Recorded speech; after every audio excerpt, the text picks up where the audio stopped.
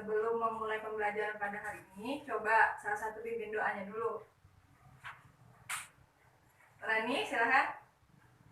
Sebelum mulai pembelajaran pada hari ini, marilah kita berdoa. Berdoa mulai. Bismillahirrahmanirrahim. Alhamdulillahirabbil alamin. Ar-Rahmanir-Rahim. Maliki yaumiddin. Iyyaka na'budu wa iyyaka nasta'in. Ihdinas siratal mustaqim. Siratal ladzina an'amta 'alaihim ghairil maghdubi 'alaihim waladdallin. Amin. Doa selesai. Baik, terima kasih kepada Rani. Sebelum memulai, Ibu akan mengabsen terlebih dahulu. Ada yang tidak hadir pada hari ini? Hadir semua, Bu. Hadir semua, alhamdulillah. Ada yang tahu pembelajaran pada pagi hari ini? Ada yang tahu? Belum tahu. Baik, di sini hari ini kita akan belajar tentang upaya yang dilakukan Muhammad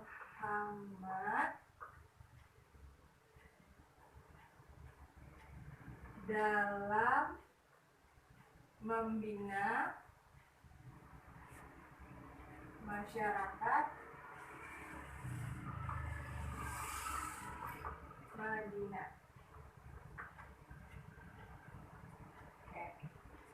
Jadi pembelajaran pada pagi hari ini adalah upaya yang dilakukan Nabi Muhammad dalam membina masyarakat Madinah.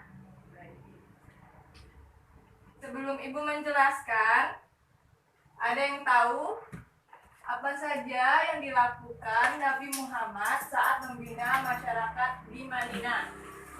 Yang tahu? Tidak tahu ya. Berarti belum membaca. Jadi di sini ada 4 upaya Nabi Muhammad dalam membina masyarakat Madinah. Pertama yaitu pembinaan di bidang agama. Kedua yaitu pembinaan di bidang sosial. Dan yang ketiga itu pembinaan di bidang ekonomi.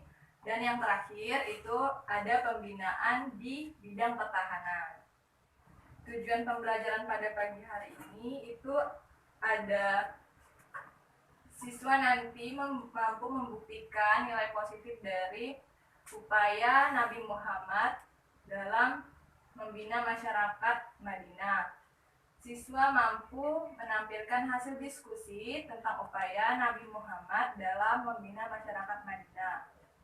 Siswa mampu menjelaskan upaya Nabi Muhammad dalam membina masyarakat Madinah dengan baik dan benar. Siswa mampu menyajikan contoh upaya Nabi Muhammad dalam membina masyarakat Madinah. Jadi itu tujuan pembelajaran pada pagi hari ini. Siswaku sekalian, menyiapkan alat tulis, bukunya dikeluarkan, fokus pada pembelajaran pada hari ini, karena nanti kita akan berdiskusi tentang apa yang akan Ibu sampaikan. Paham? Paham, Bu. Ibu akan membagikan 2 kelompok saja. Yang di belakang ada Andre dan Syawal, dan yang di depan ada Rani, Haliza dan Salbia. Jadi Ibu akan membagi 2 kelompok. Sebelum Ibu membagi kalian ke dalam materinya, Ibu ingin memperlihatkan video tentang pembelajaran upaya yang dilakukan Nabi Muhammad dalam membina masyarakat Madinah. Silakan di belakang, jika tidak melihat silakan ke depan, agak ke depan.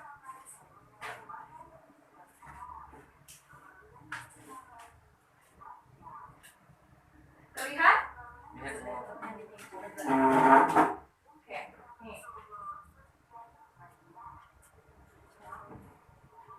Kisah Nabi Muhammad Sallallahu Alaihi Wasallam. Pembangunan Masjid Nabawi menjadi langkah pertama yang dilakukan Rasulullah setibanya di Madinah. Beliau ingin menjadikan Madinah sebagai negara yang dibangun dengan pondasi keberkahan. Untuk mewujudkan hal tersebut, maka kaum Muhajirin dan kaum Ansor bahu-membahu dalam proses pembangunan masjid. 1 Hijriah merupakan tahun yang penting dalam sejarah Islam karena menandai peristiwa hijrahnya Nabi Muhammad SAW dari Mekah menuju Madinah. Setelah peristiwa ini, penghitungan tahun kenabian diganti dengan istilah tahun Hijriah. Sebelum adanya Masjid Nabawi, Rasulullah sholat di mana saja asalkan tempat tersebut terhindar dari najis, maka sah digunakan sebagai tempat sholat. Bahkan Rasulullah pernah melaksanakan sholat di kandang kambing. Sebagaimana disebutkan dalam hadis sahih yang diriwayatkan Abu Daud nomor 184, Rasulullah pernah bersabda, "Silakan sholat di kandang kambing, karena di sana mendatangkan keberkahan atau ketenangan." Setelah beberapa hari tinggal di Madinah, Rasulullah berkeinginan untuk membangun sebuah masjid yang memiliki banyak fungsi, jadi tidak terbatas sebagai tempat sholat. Namun, masjid tersebut bisa digunakan sebagai markas dakwah Islam di Madinah. Selama proses pembangunan, Rasulullah turun langsung ke lapangan. Beliau membantu para pekerja dengan mengangkat bebatuan yang dijadikan pondasi masjid. Para sahabat yang menyadari perbuatan Rasulullah tersebut segera menghentikan beliau. Namun beliau tetap bersikeras untuk membantu. Masjid Nabawi di awal pembangunannya didirikan dengan sangat sederhana. Pondasi masjid berasal dari bebatuan yang keras, dindingnya dari batu bata yang dibuat dari tanah liat.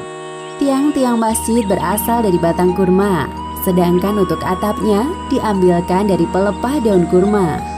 Masjid Nabawi memiliki 3 pintu masuk yang dibuat dengan sederhana.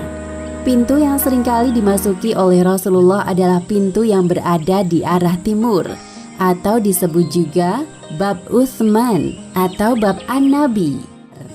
Selama kurang lebih 12 hari, akhirnya pembangunan Masjid Nabawi rampung dengan penampakan yang sederhana. Masjid ini juga belum dipasang lantai, jadi kaum muslimin sholat dengan beralaskan tanah. Bahkan pintu masjid dibuat dengan sangat sederhana. Tidak semua dari kaum Muhajirin bisa membangun rumah di Madinah. Hal ini disebabkan karena harta yang mereka miliki telah dirampas oleh kaum kafir Quraisy sewaktu berhijrah. Oleh sebab itu, sebagian dari kaum Muhajirin terpaksa tinggal di serambi Masjid Nabawi. Mereka disebut sebagai Ahlu Suffah atau orang yang tidak memiliki rumah. Rasulullah sangat memperhatikan kesejahteraan kaum Muhajirin. Tentunya tidak mudah bagi mereka untuk menyesuaikan diri hidup di tempat yang baru. Apalagi mayoritas penduduk Mekah adalah pedagang, bukan petani seperti penduduk Madinah. Disinilah tugas Rasulullah untuk membina para ahlu suffah dibantu dengan para sahabat lainnya. Tidak hanya menampung para ahlu suffah, Masjid Nabawi juga berfungsi sebagai tempat berdiskusi antar sahabat, arena latihan bela negara, tempat pengobatan orang sakit, bahkan sebagai tempat tahanan persaudaraan di antara Muhajirin dan Ansor. Langkah selanjutnya yang dilakukan Rasulullah SAW setelah membangun sebuah masjid di Madinah adalah mempersaudarakan kaum Muhajirin dan kaum Ansor. Dengan adanya persaudaraan khusus ini, kedua kaum saling melengkapi satu sama lain. Kaum Ansor dengan sikapnya yang lebih mementingkan kebutuhan kaum Muhajirin.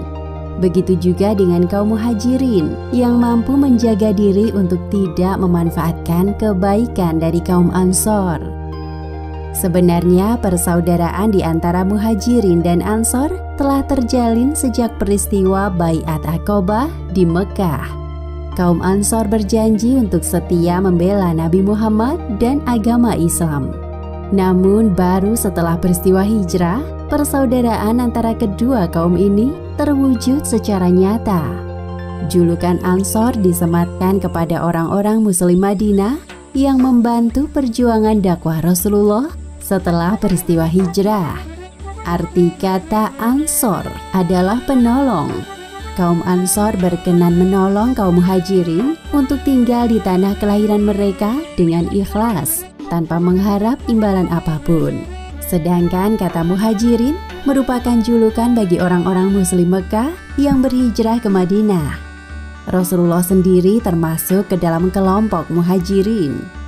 Atas perintah Allah, kaum Muhajirin rela meninggalkan kampung halaman mereka di Mekah. Walaupun pada awalnya peristiwa hijrah ini terjadi agar kaum Muhajirin dapat terbebas dari gangguan kaum musyrik Quraisy. Rasulullah Shallallahu Alaihi Wasallam menyadari kesulitan-kesulitan yang dihadapi oleh kaum Muhajirin.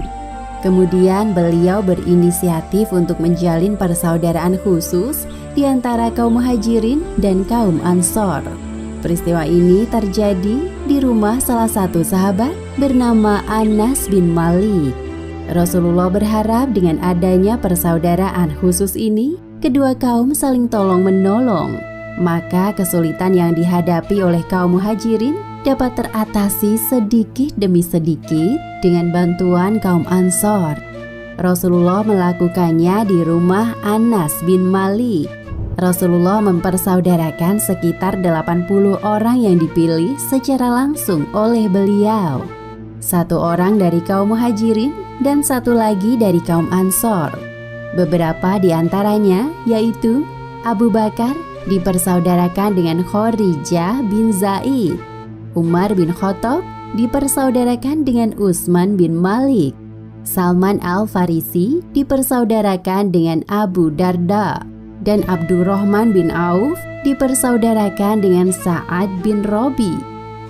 Sa'ad bin Robi termasuk salah satu orang terkaya di Madinah.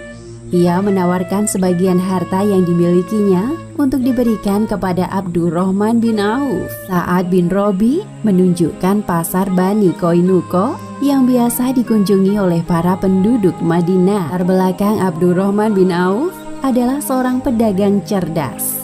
Maka tidak sulit baginya untuk memulai sebuah bisnis di tempat baru.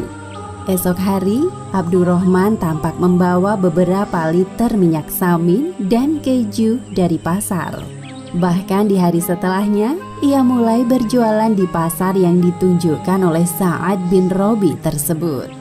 Di tempat lain, kaum Ansor yang bekerja di kebun menawarkan sebagian lahan mereka untuk diberikan kepada kaum Muhajirin. Hal tersebut menunjukkan kemurahan hati kaum Ansor terhadap kaum Muhajirin yang datang ke Madinah dengan tangan kosong. Allah Subhanahu wa Ta'ala memuji sikap orang-orang Ansor ini sebagaimana yang disebutkan dalam Al-Quran surat Al-Hasyr ayat 9. Dan orang-orang yang telah menempati kota Madinah dan telah beriman Ansor sebelum kedatangan mereka Muhajirin. Mereka mencintai orang yang berhijrah kepada mereka, dan mereka tiada menaruh keinginan dalam hati mereka terhadap apa-apa yang diberikan kepada mereka, orang Muhajirin, dan mereka mengutamakan orang-orang Muhajirin atas diri mereka sendiri, sekalipun mereka memerlukan apa yang mereka berikan itu. Dan siapa yang dipelihara dari kekikiran dirinya, mereka itulah orang-orang yang beruntung. Berkat adanya persaudaraan ini, Rasulullah Shallallahu Alaihi Wasallam berhasil menghapuskan perbedaan di antara kedua kaum. Beliau juga menghilangkan kesombongan atas perasaan satu kaum yang merasa lebih baik dari kaum lainnya. Setelah ini, Rasulullah memerintahkan mereka untuk mengadakan sensus penduduk. Tujuannya untuk menghitung jumlah orang-orang Muslim yang tinggal di Madinah. Jumlah kaum muslimin di Madinah pada tahun pertama hijrah adalah sekitar 1.500 orang. Dengan jumlah tersebut, para sahabat yakin dan siap membantu Rasulullah untuk mempertahankan Madinah dari berbagai serangan. Baik, sudah melihat video yang Ibu tampilkan? Sudah. Jadi, upaya Nabi Muhammad dalam membina masyarakat itu ada 4 tadi kan. bidang agama, sosial, ekonomi, dan pertahanan. Ya, Ibu akan menjelaskan tentang bidang agama terlebih dahulu. Saat Nabi Muhammad SAW masuk ke kota Madinah, hijrah ke kota Madinah, yang pertama kali dilakukan oleh Nabi Muhammad itu membangun masjid. Ada yang tahu masjid apa namanya? Nabawi, Bu. Iya benar, Syawal. Itu Masjid Nabawi. Fungsi Nabi Muhammad membangun Masjid Nabawi itu pertama untuk beribadah. Sebelum ada Masjid Nabawi, tadi Nabi Muhammad di dalam video sholat di mana? Kandang kambing. Iya, di dekat kandang kambing. Benar. Nah, dari peristiwa tersebutlah Allah memerintahkan Nabi Muhammad untuk membuat sebuah bangunan masjid yang awalnya itu hanya dari pohon kurma dan beberapa bata yang dibuat oleh masyarakat untuk membantu Nabi Muhammad dalam membuat Masjid Nabawi. Dan bidang kedua yaitu fungsi masjid tadi, tujuan Nabi Muhammad untuk membangun itu yaitu mengajarkan agama di masjid tersebut. Nah, selain untuk beribadah, jadi masjid itu berfungsi juga untuk mengajarkan agama kepada masyarakat di sekitar Madinah. Ada yang tahu lagi selain untuk sholat, untuk mengajarkan agama, dulu fungsi masjid itu di masyarakat Madinah apa? Ada yang tahu? Untuk bermusyawarah. Iya, benar, untuk bermusyawarah. Selain itu lagi? Tempat istirahat. Iya, benar, tempat istirahat. Nah, selanjutnya di bidang sosial. Keadaan sosial di masyarakat Madinah itu Nabi mempersaudarakan tadi apa? Kaum Ansor dan Muhajirin. Iya benar, kaum Ansor dan Muhajirin. Pertama-tama tadi di video sudah dijelaskan juga sebelum kaum Muhajirin mempunyai tempat tinggal di Madinah, mereka tinggal di, ada yang tahu? Di mana? Di Serambi masjid. Benar, di Serambi masjid. Masa lupa, udah Ibu lihatkan videonya. Ada yang tahu tujuan Nabi Muhammad mempersaudarakan kaum Ansar dan kaum Muhajirin? Ada yang tahu? Silakan angkat tangan. Ya, Haliza silakan. Menjalin silaturahmi. Menjalin silaturahmi. Baik, bagus. Ada yang tahu lagi? Yang di belakang? Ibu, Ya, Andre silakan. biar tidak ada diskriminasi antar kaum, Bu. Ya, benar. Tidak ada diskriminasi. Ada yang ditanyakan lagi? Saya Bu, Ya, Salbia silakan. apa yang membedakan kaum Ansor dan Muhajirin Bu? Baik, yang membedakan kaum Ansor dan Muhajirin itu, kaum Ansor adalah penduduk asli di Madinah, sedangkan kaum Muhajirin itu penduduk yang hijrah dari Mekah ke Madinah. Jadi mereka mengikuti Rasul untuk tinggal di Madinah atau menetap di Madinah. Di bidang ekonomi, Rasulullah memperdayakan masyarakat Madinah di potensi apa yang ada, maksudnya apa sumber daya apa yang ada di Madinah. Nah, nanti kayak berdagang, bercocok tanam nanti dilakukan di situ di masyarakat Madinah dan di sekitarnya, baik pendatang ataupun penduduk penetap di situ, mereka melakukan kegiatan berdagang dan bercocok tanam di Madinah. Terus ada lagi itu, jika salah satu dari penduduk Madinah itu mempunyai lahan yang luas, maka mereka saling tolong menolong untuk melakukan kegiatan seperti bercocok tanam tadi. Misalnya salah satu pemiliknya mengadakan lahan, nah nanti ada yang bekerja sebagai petani di situ. Di video juga menjelaskan tadi bagaimana para sahabat berdagang saat berdagang di pasar. Misalnya tadi ada salah satu sahabat, dia melihat terlebih dahulu dari kaum muhajirin, dia melihat dulu apa yang dijual di pasar, nanti potensi apa yang bisa ia dapatkan lah, baru dia melakukan aktivitas berdagang atau perekonomian di kota Madinah. Sehingga dalam pembinaan ekonomi di masyarakat Madinah itu saat Rasulullah memimpin itu ada perkembangannya, ada perubahan di dalam sistem ekonomi masyarakat Madinah. Paham semuanya? Baik, dari penjelasan Ibu ada yang ingin bertanya? Saya mau Ya, silakan Andre. tadi ada menyebutkan perkembangan ekonomi. Contohnya itu seperti apa ya, Bu? Contohnya itu misalnya tidak diperbolehkan monopoli barang dagangan. Nah, jadi misalnya Andre dan Syawal itu harus sama-sama, tidak boleh monopoli perdagangan. Misalnya Andre hanya boleh Syawal hanya boleh menjual sutra saja atau kurmanya saja, sedangkan Andre boleh memperjualkan semua barang gitu. Jadi tidak boleh memonopoli perdagangan di Madinah. Jadi harus sama-sama gitu. Paham Andre? Paham, Bu. Ya. Bidang pertahanan. Di bidang pertahanan, Rasulullah membangun pemerintahan Madinah dengan prinsip musyawarah. Nah, keberhasilan ini membuat kafir Quraisy contohnya tidak suka dan merasa terancam. Nah, tadi ada beberapa yang dilakukan Nabi Muhammad saat melakukan upaya yang dilakukan dalam membina masyarakat Madinah itu salah satunya setiap masyarakat mempunyai hak bersama untuk menjalankan agama masing-masing. Jadi Rasul tidak melarang untuk menganut agama apa saja asalkan tidak ada perpecahan di dalam masyarakat Madinah tersebut atau kota Madinah itu. Nah, Rasul juga ingin masyarakatnya menjalankan haknya masing-masing dalam menganut agama, sehingga kafir Quraisy merasa tidak menerima dengan apa yang diputuskan oleh Rasulullah dalam mempertahankan kota Madinah tersebut, sehingga kafir Quraisy mengumpulkan kaumnya dan ingin melaksanakan peperangan.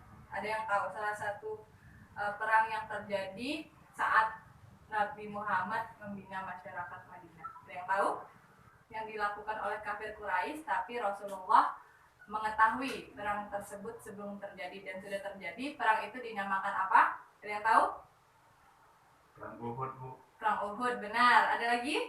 Perang Badar. Perang Badar. Ada lagi? Ada lagi? Bu, perang Badar, Bu. Iya, benar. Jadi perang yang kafir Quraisy lakukan, peristiwa perang yang terjadi di antaranya tadi adalah perang Badar, perang Uhud, dan perang Khandaq. Baik, sekian dari penjelasan Ibu. Ada yang ingin ditanyakan lagi? Ibu, Ya. tadi kan di bidang pertahanan, Bu. Kan jumlah kafir Quraisy kan banyak, Bu. Kenapa kaum muslimin itu bisa terus menang gitu, Bu? Nah, jadi pada waktu itu masyarakat Madinah mempunyai strategi yang kuat bersama Rasulullah dan dibantu oleh apa ya? Ada yang tahu? Dibantu oleh apa? Atas Ribuan malaikat. Ribuan malaikat. Selain itu lagi? Andre, atas apa izin tadi? Allah. Apa? Sama? Atas izin Allah, Bu. Atas izin Allah, benar. Jadi strategi yang dilakukan oleh Nabi dan masyarakat Madinah itu sangat baik, dari penyusunannya, dari saat penyerangannya, bagaimana strategi setiap langkah-langkah yang dilakukan Nabi Muhammad berserta kaum Madinah itu udah sangat terancana dan sangat bagus. Dari penjelasan Ibu tadi, Ibu rasa udah sangat banyak ya bisa dipahami oleh siswaku sekalian. Ibu di sini tadi sudah membagikan 2 kelompok, di depan dan di belakang. Nah, di sini Ibu minta tuliskan apa saja yang sudah dijelaskan tadi di bidang agama, sosial, ekonomi, dan pertahanan. Silahkan dibuat apa saja yang dilakukan Nabi Muhammad saat membina masyarakat di Madinah. Silahkan. Ini Ibu kasih yang bagian depan itu bidang agama dan sosial, yang di belakang bidang pertahanan dan ekonomi. Silahkan Ibu kasih waktu 3 menit untuk berdiskusi apa saja yang akan disampaikan. Ibu rasa cukup, sudah selesai waktunya. Silahkan salah satu perwakilannya untuk menulis di depan apa yang telah didiskusikan. Ayo silakan, siapa yang mau duluan? Kami Bu. Ya, di bagian depan silakan. Ada perwakilannya. Kita ada perwakilan, belum maju. Teman-teman yang lain silahkan dicatat apa yang temannya sampaikan.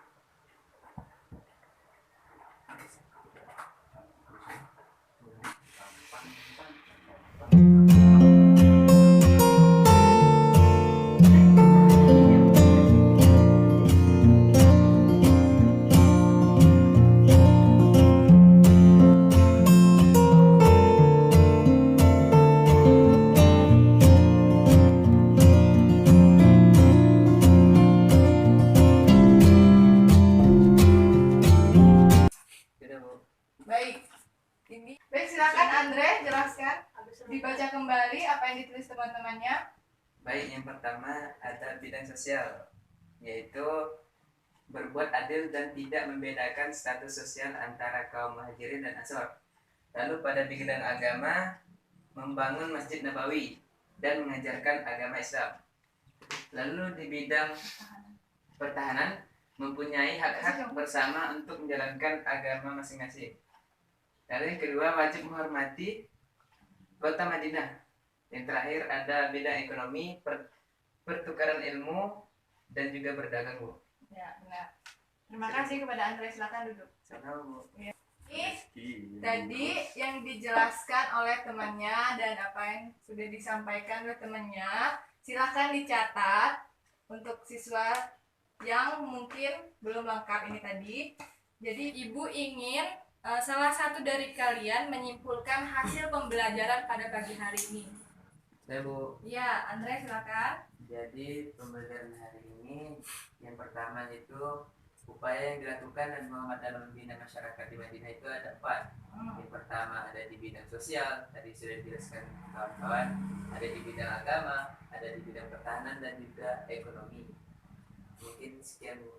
Ya, itu adalah materi yang kita pelajari pada hari ini. Ibu harap siswa sekalian mengerti pembelajaran yang sudah Ibu jelaskan dan bisa mengamalkannya di kehidupan sehari-hari.